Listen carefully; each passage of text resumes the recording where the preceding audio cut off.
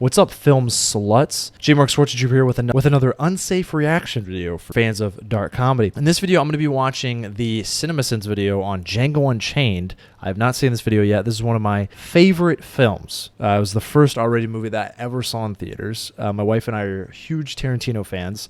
Let's watch this video and see all three things that they didn't like about Django Unchained. It's going to be pretty... It's going to be a quick video. Also, why am I shirtless? Well, I wanted to show you guys that I am just as yoked as Jamie Foxx.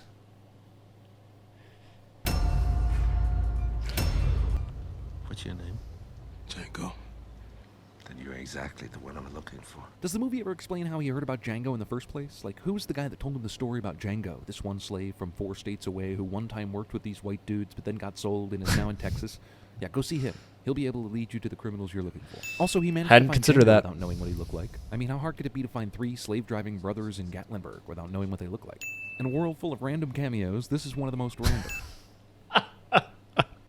I remember looking at the cast list before watching this movie and seeing, it's not Amber Heard, but I want to say Amber Heard. Remind me in the comments who this is, but I remember seeing, oh, she's going to be in this movie. Very random cameo, 100% agree. There's very little foam on this glass, but then both glasses have tons of foam. And Django has had a couple of drinks here, but then his glass is full again in the next shot. And Schultz's glass is a third empty here, but then magically gets more full.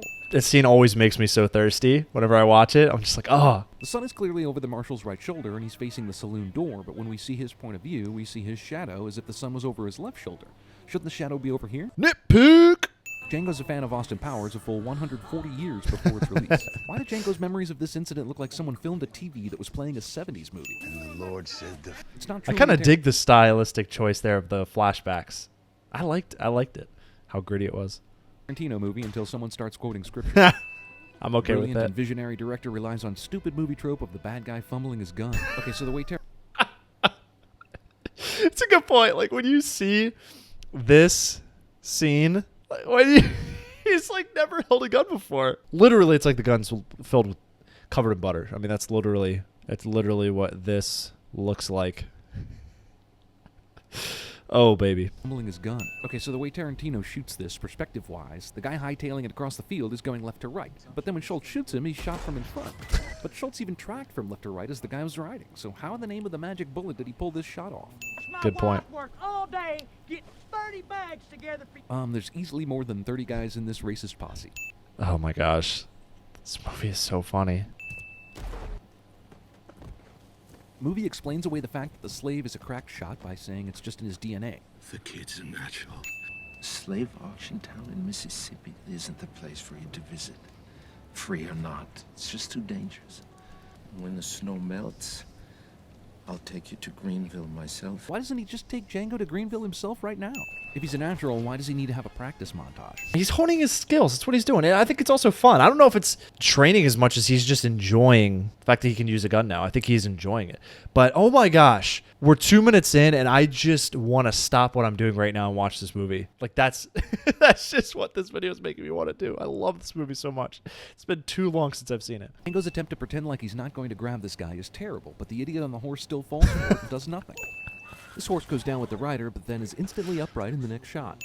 It'd be good if I could have a confidential strategy meeting. How does anyone buy this excuse for a conversation between Django and Schultz? What are they supposedly strategizing about? Which fighter they haven't yet seen that they're going to buy? I understand Schultz's reluctance to shake Candy's hand, even on principle, but he not only endangers the deal, but endangers both Django and Broomhilda's lives by being stubborn over a handshake. Apparently no one hears this gunshot, Candy falls against the bookcase, and it takes Candy's man Butch more than 20 seconds to react. Schultz Good point. I have thought that before. blasting the unobservant Butch. Why is this guy turned to the side, aiming at the front door? Apparently unconcerned by the bloodthirsty Django coming right at him. Oh, for convenience, I guess, because the front door is where Django's aiming next, and now he can use this dude as a human shield. This dead guy's totally Jamie Foxx's balls. Django only gets... So, growing up in a Christian community, I remember watching this. I love this. Look at this screenshot. Best movie still in the whole film. I remember watching this movie, and my friends were like, "Hey, it's rated R. Like, let us know if there's any nudity in it." And in my mind, I'm like, "Oh, female nudity. That's what you're talking about, right?" We get to this scene, I don't even think about it. I'm like, "It's a dude's balls. Who cares? Like, you've been in a gym, you've been in a locker room, right?" And they just flipped out like that. I did not tell them that there were naked balls in the movie. I'm like, I had no idea that would be an issue for you guys. So it's not an issue for me. That's why I didn't bring it up. Now I know for the future to let people know if there are balls in the movie. Gets to keep his nuts because of the most convenient timing ever. Quentin Tarantino's acting and accent. I got the handbill right here in my It is interesting when they mention convenient timing.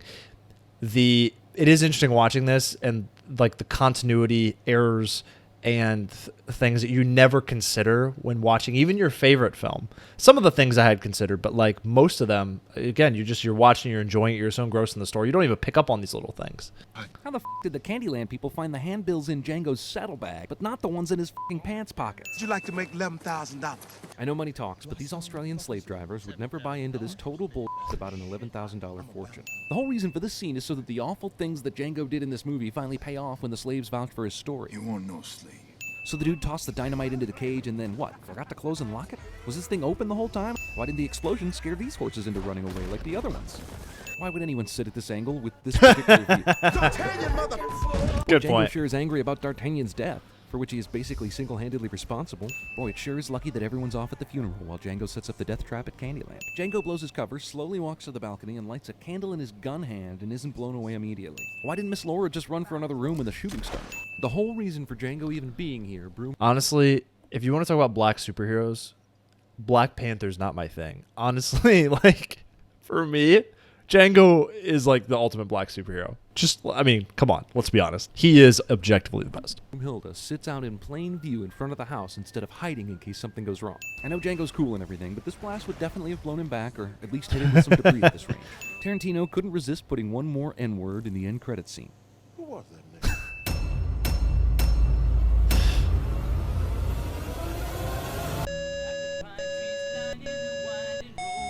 Perfect shiny white teeth on slave traders.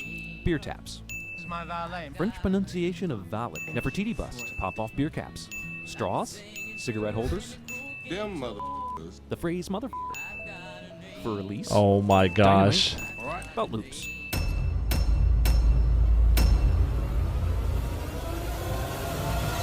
The hot box. I still freaking love this movie.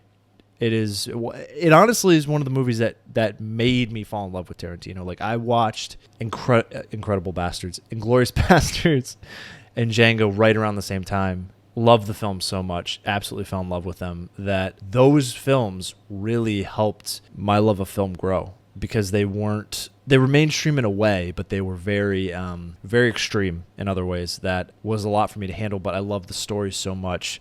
I waded into the waters of what Bastards and Django had to offer. So love the movies dearly, and I want to watch Django Unchained again right now at this very moment, but I'm about to go to bed. So thank you guys for watching. Hit the subscribe button if you want to watch. If you want to see more reactions like this one, I will talk to you bitches later. Peace.